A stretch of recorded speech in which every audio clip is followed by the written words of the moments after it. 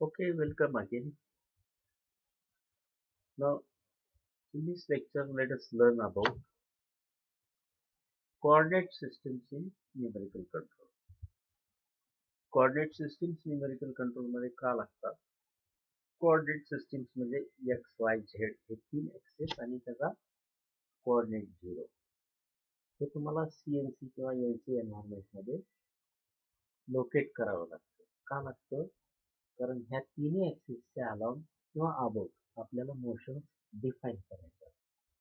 आता coordinate system म्हटलं की पहिल्यांदा झिरो आला. तो झिरो कुठे लोकेट करायचा?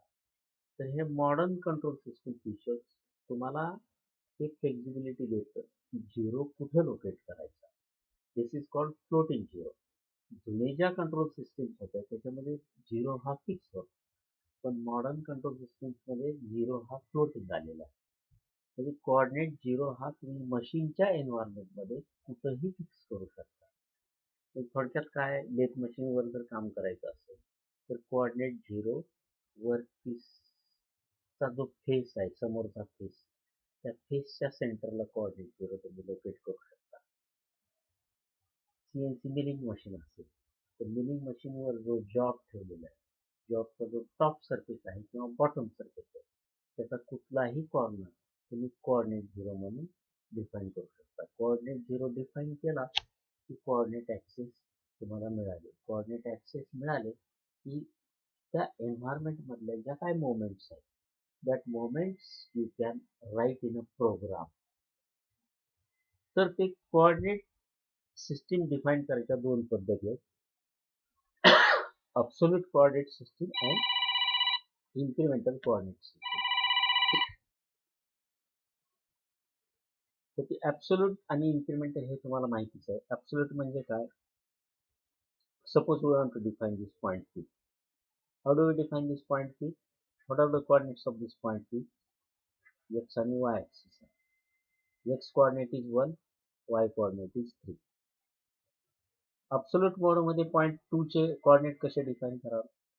X coordinate is 3, Y coordinate is 2. This is the way in absolute mode you define the coordinates. आता incremental mode कसा असेल? Absolute mode मध्ये point P1 हा define केला. तर पुढचा जो पॉइंट आहे P2, it is to be defined in incremental mode. म्हणजे point P2 is to be defined with respect to point P1. म्हणजे हा कोऑर्डिनेट झिरो P1 ला अटॅच केला तर P2 चे कोऑर्डिनेट्स काय असतील? X is 2 and Y is -1. म्हणजे इन्क्रिमेंटल मोड मध्ये प्रत्येक पुढचा पॉइंट हा विथ रेफरन्स टू मागचा पॉइंट डिफाईन केलेला असतो.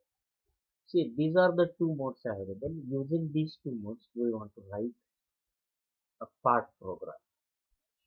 आता ऍब्सोल्यूट मोड मध्ये प्रोग्राम लिहिणं तसं बऱ्यापैकी सोपं पडतं, पण काही रिपिटेटिव्ह ऍक्शन्स ज्या आहेत, म्हणजे इथं होल ड्रिल केलं, इथं कटर लोकेट केलं, तर तो खाली जाऊन ड्रिल करेल, पुन्हा बाहेर येईल, पुन्हा दुसऱ्या होल लोकेशनवर जाईल, पुन्हा खाली जाईल, पुन्हा बाहेर येईल. हे जे काही खाली जाणं आणि वर जाणं हे रिपिटेटिव्ह आहे. हे रिपिटेटिव्ह जे सेंटेन्सेस आहेत that we write in incremental mode. कारण ऍब्सोल्यूट मोड मध्ये लिहिलेला प्रोग्राम एडिट करणं, करेक्ट करणं सोपं असतं, पण तो प्रोग्राम जर चुकलेला प्रोग्राम इन्क्रिमेंटल मोड मध्ये असेल तर तो करेक्ट करणं फार अवघड जातं. See, we will understand more about absolute and incremental mode while writing the program. Okay.